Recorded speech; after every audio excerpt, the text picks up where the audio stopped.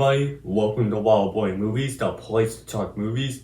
And I know it's been several months since I last made a character analysis video. The last one that I made was for the main six of the MOP franchise.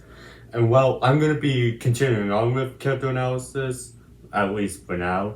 We're talking about what might arguably be the greatest Pixar villain out of the entire Pixar villain lineup, Syndrome from The Incredibles, explaining why this particular character from a kid's superhero movie went down, at least in my opinion, to be the greatest villain that Pixar has ever created. But be sure to hit that like button, subscribe if you haven't already, and comment down below your thoughts on the character of Syndrome from The Incredibles. But without further ado, let's get right into it. Alright, so before even getting into why Syndrome is the greatest Pixar villain, we gotta go ahead and take a look at his origin story and how he even became a villain. And that all started in the beginning of the 2004 movie, The Incredibles. Within like the first 10 or so minutes, where we see Mr. Incredible in the 1940s doing his heroic activities, whether that be saving a cat from a tree or stopping some bank robbers or attempting to stop a man who's just wanting to end it all but ultimately gets sued by that. But either way, he comes across this fanboy named Buddy who calls himself Incredible and just fantasizes himself, or I should say believes that he is Mr. Incredible's sidekick, which I honestly do think that is a good name for Mr. Incredible's sidekick, kind of like a Batman and Robin thing. But Mr. Incredible does not want Incredible or Buddy to be his sidekick because he's just a kid, and if that kid died, it would be on Mr. Incredible, and he had to live with that since he would have went and took Buddy under his wing and fought crime. And that almost nearly happened with Bon Voyage nearly killing and exploding Buddy with a bomb on his cape.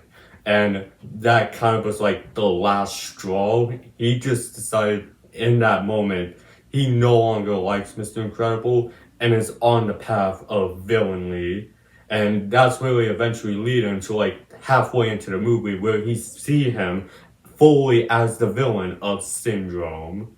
And right there, you got a pretty decent backstory for why he even became a villain. Someone who he idolizes as his biggest hero, just turns on him and says, "I work alone," really did something to him where it upset him to where he no longer likes that particular hero and wants to do everything just to get rid of this hero. And that's really eventually leading to the main plot of the movie, where supers 15 years after they were made illegal have gone missing, and Mr. Incredible is sent on a mission to stop what is called an Omnidroid built by Syndrome, and it eventually leads to Mr. Incredible and Buddy reuniting and just having this conversation, which I think is generally one of the best parts of The Incredibles, of that 2004 movie, of Buddy interacting with Mr. Incredible, but now as the villain.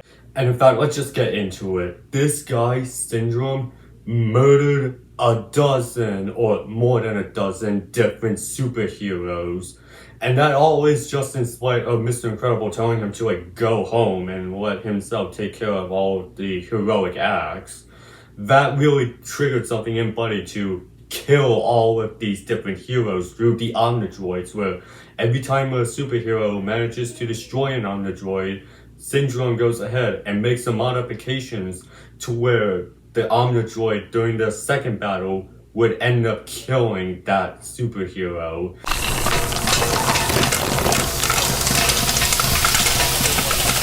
And you've seen through the scene where Mr. Incredible is realizing that Syndrome killed all these heroes in a meme sequence that has really become a meme.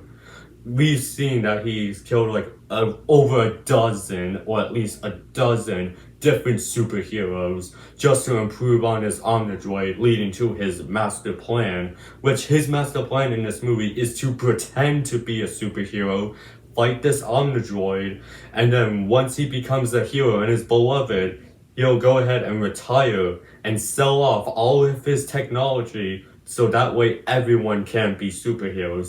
And whenever everyone is able to have all of Syndrome's tech and essentially make themselves superheroes, he declares, and I quote, "No one will be." And that's just the hardest line of this movie, not even gonna lie. Just Syndrome saying that once everyone has his tech and is able to be superheroes, people with superpowers are not no longer special. And dude, that's just like a genius plan, even though it's not like world threatening and could cost the lives of everyone in the entire planet. It's still a pretty good plan. I mean, nothing could go wrong at.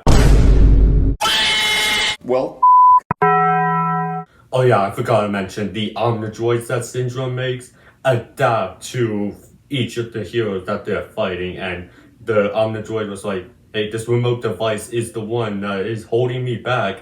Let me just blast that controller device, and I will be able to win." And that kind of was on Syndrome's fault, and it would backfired on his face so badly too, where even the Incredibles, along with Frozone, were able to team up and stop the Omnidroid based on Mr. Incredible's past battle with a previous version of the Omnidroid. And Syndrome is just upset that his plan failed. So what does he do to get revenge?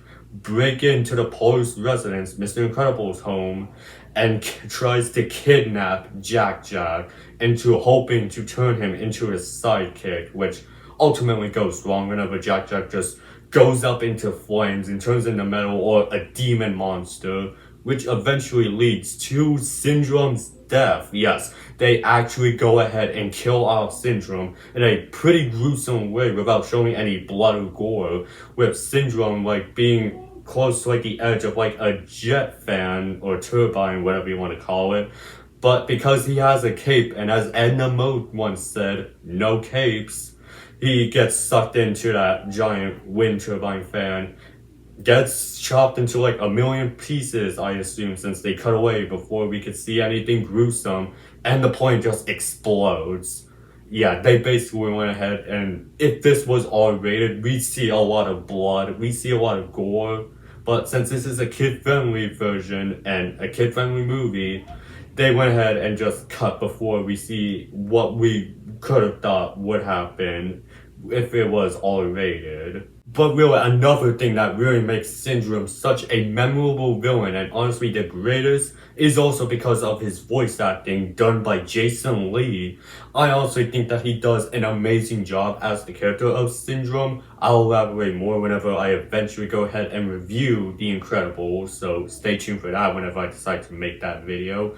But I thought he did a pretty good job, and one thing that really proved that he was a great job as the character of Syndrome is whenever he captures the Incredible family, the Polar family, and he realizes that Mr. Incredible married Elastigirl, and then he looks over at Violet and Dash and goes ahead and makes an adult joke, which I bet a lot of children just didn't even understand at all, but all the adults watched were like, no way they even made that joke in a family-friendly PG movie. Like, again, Jason Lee did a great job with the voice acting for the character of Syndrome, but it was because of that comedic timing and comedy delivered that honestly was just honestly so funny. Now having gotten older and just understanding some of these adult jokes in some kids media, and like, yeah, I cannot believe that they went ahead and got away with that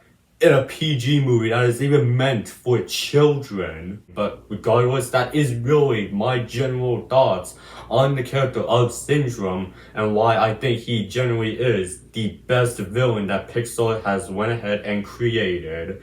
And I want to hear from you guys. What are you guys' thoughts on this particular villain? Go ahead and leave that down in the comment section. And while you're at it, be sure to hit that like button, subscribe if you haven't already, and I will see you in the next video, and have a great day.